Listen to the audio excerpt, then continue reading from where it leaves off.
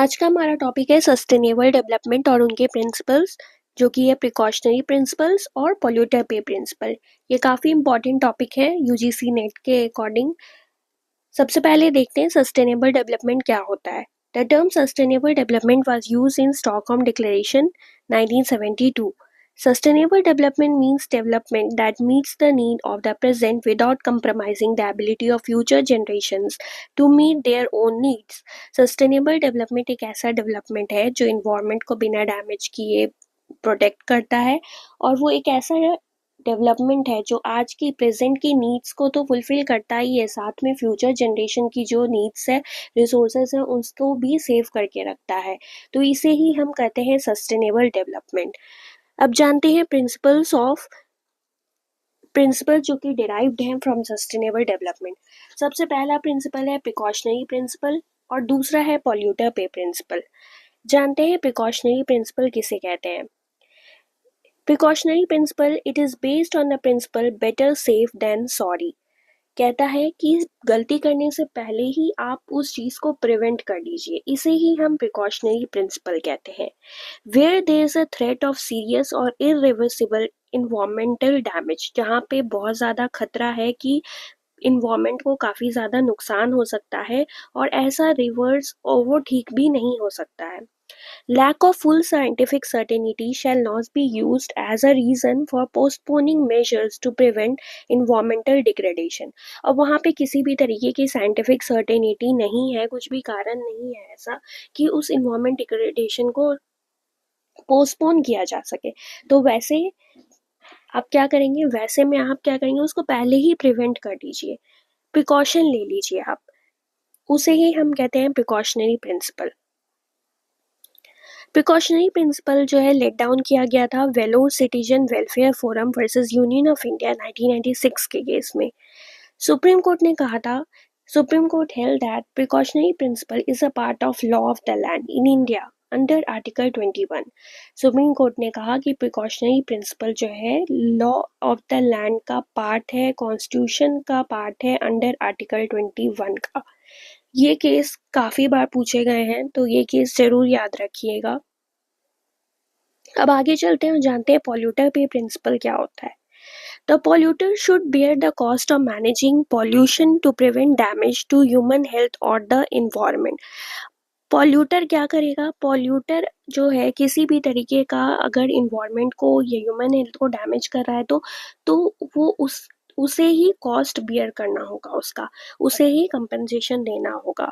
The person who causes environment damage must pay for the, जो व्यक्ति ने environment को डैमेज किया है वो व्यक्ति उसे ही पे करेगा। For the restoration of the environment को रेस्टोर करने के लिए, विक्टिम्स को कंपेंसेट करने के लिए, और कॉस्ट ऑफ पॉल्यूशन कंट्रोल, और उस पॉल्यूशन को कंट्रोल करने के लिए जो भी खर्च लगे हैं वो व्यक्ति ही पे करेगा जिसने डैमेज कॉज किया है।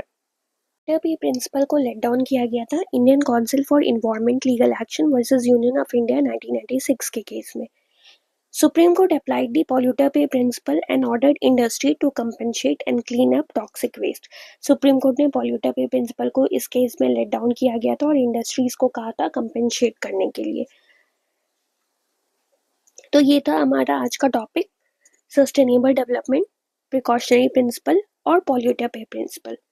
अब इससे रिलेटेड कुछ इंपॉर्टेंट MCQ है जो बार बार रिपीटेड होते हैं एग्जाम में, एक बार उनको देख लेते हैं। तो सबसे पहला क्वेश्चन है the polluter pay principle means.